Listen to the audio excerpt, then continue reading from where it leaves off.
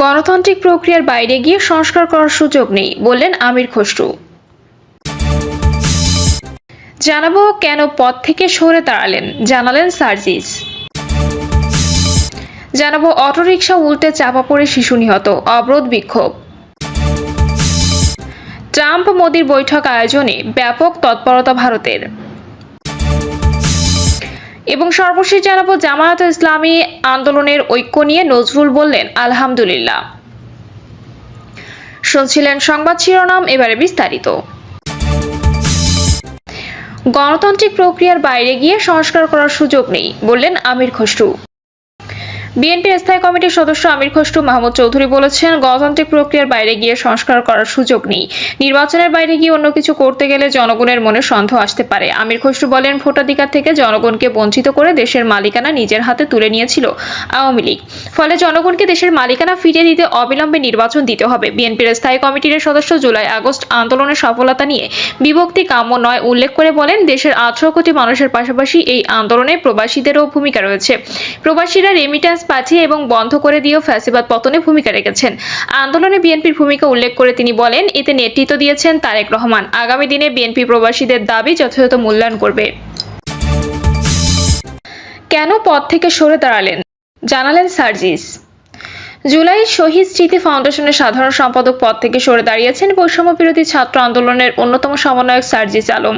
এদিকে পদ ছাড়ার কারণ হিসেবে সার্জিস জানিয়েছেন, ফাউন্ডেশনের গতি ত্বরান্বিত করার জন্য সংস্থাটির গঠনতন্ত্র, কাঠামো ও কাজের প্রক্রিয়াতে পরিবর্তন আনা হয়েছে। এখন আর ফাউন্ডেশনের সাধারণ সম্পাদকের কোনো পদ নেই। নিজের ভেরিফাইড ফেসবুক পেজে এক স্ট্যাটাসে এই তথ্য জানান তিনি। এই পোস্টে সার্জিস বলেন, জুলাই শহীদ স্মৃতি ফাউন্ডেশনের সাধারণ সম্পাদকের দায়িত্বে আমি নেই। এখন থেকে এক্সিকিউটিভ কমিটি পুরো ফাউন্ডেশনের অফিসের সার্বিক বিষয় পরিচালনার দায়িত্ব পালন করবে। জানিয়ে তিনি বলেন, চিফ এক্সিকিউটিভ অফিসার অফিসের প্রধান হিসেবে দায়িত্ব পালন করবেন। মীর মাহবুবুর রহমান স্নিগ্ধ বর্তমানে সিইও হিসেবে দায়িত্ব পালন করছেন। গভর্নিং বডি ফাউন্ডেশনের নীতি নির্ধারণের কাজ করবে, যেখানে প্রধান উপদেষ্টা সহ 4 জন উপদেষ্টা অর্থাৎ স্বাস্থ্য, সমাজ কল্যাণ, স্থানীয় সরকার ও আইসিটি রয়েছেন। সাধারণ সম্পাদক নামের কোনো পদ এখন ফাউন্ডেশনে নেই। গত 21 অক্টোবর জুলাই শহীদ স্মৃতি ফাউন্ডেশন সাধারণ সম্পাদক হিসেবে দায়িত্ব গ্রহণ করেন সার্জিস আলম। 31 ডিসেম্বর পর্যন্ত প্রায় 2 মাস 10 দিন দায়িত্ব পালন করেন। 7 জানুয়ারি সাইনিং অথরিটি হস্তান্তর হয় এবং অফিসিয়ালি দায়িত্ব শেষ করেন বৈষম্য বিরোধী ছাত্র আন্দোলনের এই সমন্বয়ক। সার্জিস আলম ফেসবুক পোস্টে আরো বলেন, 31 ডিসেম্বর পর্যন্ত ভেরিফাইড 826 জন শহীদ পরিবারের মধ্যে 628 জনকে আর্থিক সহযোগিতা করা হয়। পাশাপাশি প্রায় 11,000 ভেরিফাইড আহতদের মধ্যে প্রায় 2,000 আহতকে আর্থিক সহযোগিতা করা হয়। তিনি বলেন, যতদিন পর্যন্ত আমি আমার সর্বোচ্চ সময় ফাউন্ডেশনে দিতে পেরেছি ততদিন আমি দায়িত্ব পালন করেছি। যখন মনে হয়েছে এখন থেকে ফাউন্ডেশনের প্রয়োজনীয় সময় দেওয়া আমার জন্য সম্ভব নয়, তখন আমি দায়িত্ব থেকে সরে এসেছি। আমার কাছে নিজের সীমাবদ্ধতা অ্যাড্রেস করা এবং সে অনুযায়ী দায়িত্ব গ্রহণ বা ত্যাগ করা কোনো দুর্বলতা নয়, বরং এটাতে সৎ সাহস লাগে। আমি চেষ্টা করেছি আমার চেয়ারের দায়িত্বের সঙ্গে সৎ থাকতে। অটোরিকশা উল্টে চাপা পড়ে শিশু নিহত, অবরোধ বিক্ষোভ। বরিশাল নগরীর ব্রজমোহন কলেজের সামনে সড়ক দুর্ঘটনায় 10 বছরের শিশু জান্নাত মারা গেছে। দুপুরে অটোরিকশা উল্টে চাপা পড়ে শিশুটি নিহত হয়।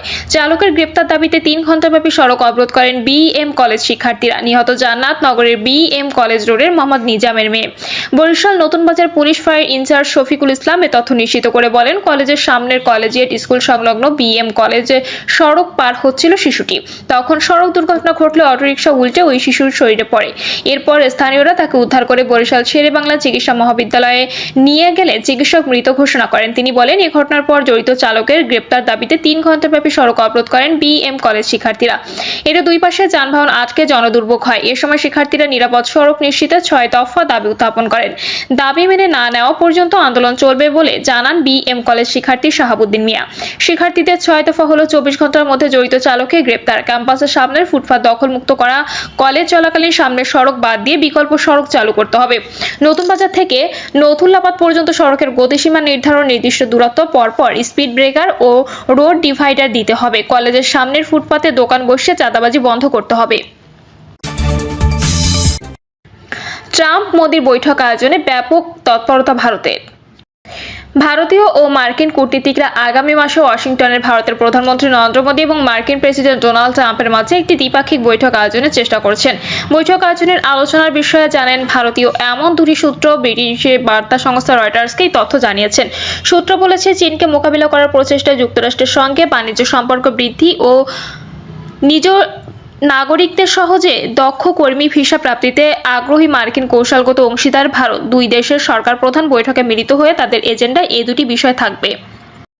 হোয়াইট হাউসে ট্রাম্পের প্রত্যাবর্তনের ভারতের ওপর মার্কিন শুল্ক আরোপের বিষয়ে নয়াদিল্লি কর্মকর্তাদের মাঝে উদ্বেগ বৃদ্ধি হয়েছে।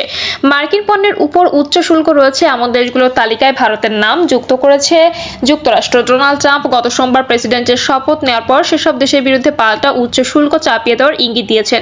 তবে একাধিক সূত্র বলেছে, ট্রাম্পের প্রত্যাবর্তনে ওয়াশিংটনকে কিছু ছাড় দিতে ইচ্ছুক নয়াদিল্লি। যদিও আনুষ্ঠানিকভাবে মার্কিন যুক্তরাষ্ট্রের পাল্টা শুল্ক আরোপের কোনো পরিকল্পনার বিষয়ে এখনো পর্যন্ত ভারতকে জানানো হয়নি। ভারতে মার্কিন বিনিয়োগ আকর্ষণ করার জন্য প্রণোদনা দেওয়ার বিষয়ে চিন্তাভাবনা করেছে দিল্লি। ডোনাল্ড ট্রাম্পের ক্ষমতায় ফেরার পর একেবারে শুরুর দিকে নরেন্দ্র মোদীর সঙ্গে বৈঠক হলে তা মার্কিন প্রেসিডেন্টের নতুন মেয়াদে দ্বিপাক্ষিক সম্পর্কে ইতিবাচক সূচনায় সহায়তা করবে বলে আশা প্রকাশ করেছে কর্মকর্তারা। যুক্তরাষ্ট্রের প্রেসিডেন্টের ক্ষমতায় থাকাকালীন 2020 সালের ফেব্রুয়ারিতে ভারত সফর করেছিলেন ডোনাল্ড ট্রাম্প। ওই সময় মোদীর নিজ রাজ্য গুজরাটের আহমেদাবাদের ক্রিকেট স্টেডিয়াম 1 লাখেরও বেশি জনতার উপস্থিতিতে ট্রাম্পকে স্বাগত জানান ভারতের প্রধানমন্ত্রী। সেখানে ভারতের সঙ্গে যুক্তরাষ্ট্রের অবিশ্বাস্য বাণিজ্য চুক্তি করার প্রতিশ্রুতি দিয়েছিলেন ট্রাম্প। এর আগে 2019 সালে নরেন্দ্র মোদীর সম্মানে যুক্তরাষ্ট্রের টেক্সাসের হিউস্টন শহরে হাউডি মোদি সমাবেশের আয়োজন করেন ডোনাল্ড ট্রাম্প। ওই অনুষ্ঠানে 50,000-এর বেশি মানুষ উপস্থিত ছিলেন, যাদের বেশিরভাগ ভারতীয় আমেরিকান।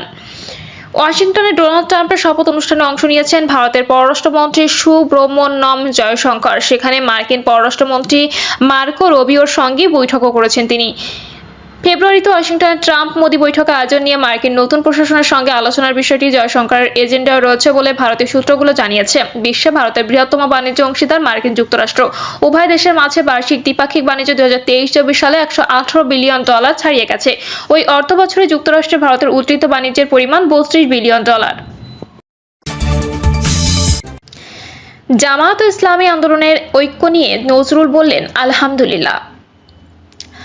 ইসলামী আন্দোলন বাংলাদেশের আমির ও চরমোনাই পীর সৈয়দ মোহাম্মদ রেজাউল করিমের সঙ্গে মঙ্গলবার সাক্ষাৎ করেছেন জামায়াতে ইসলামীর আমির ডক্টর শফিকুর রহমান।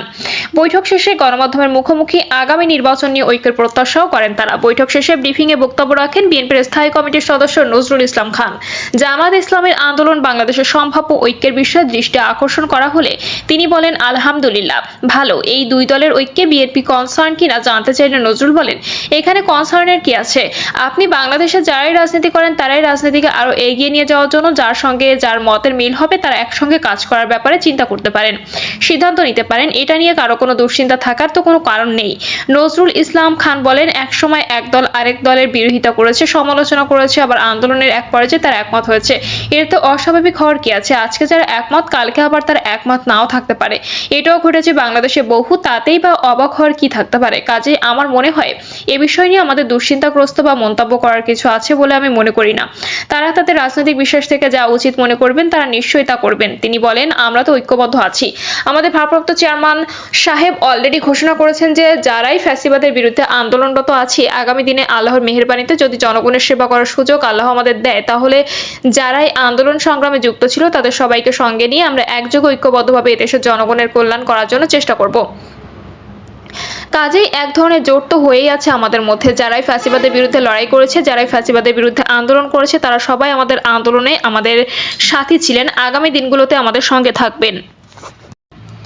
প্রিয় দর্শক, এই ছিল এখনকার সর্বশেষ সংবাদ। আপডেট সব সংবাদ পেতে চ্যানেলটি সাবস্ক্রাইব করে বেল আইকনটি ক্লিক করে রাখুন।